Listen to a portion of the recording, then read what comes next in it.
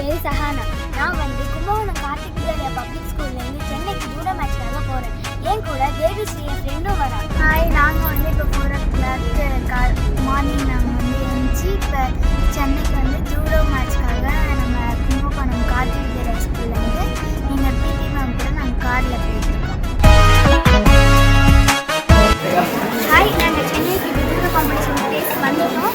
இப்போ ரிஜிஸ்ட்ரேஷன் பண்ணிட்டு இருக்கோம். இன்னும் கொஞ்சம் நேரத்தில் மேட்ச் ஸ்டார்ட் ஆகிடும்.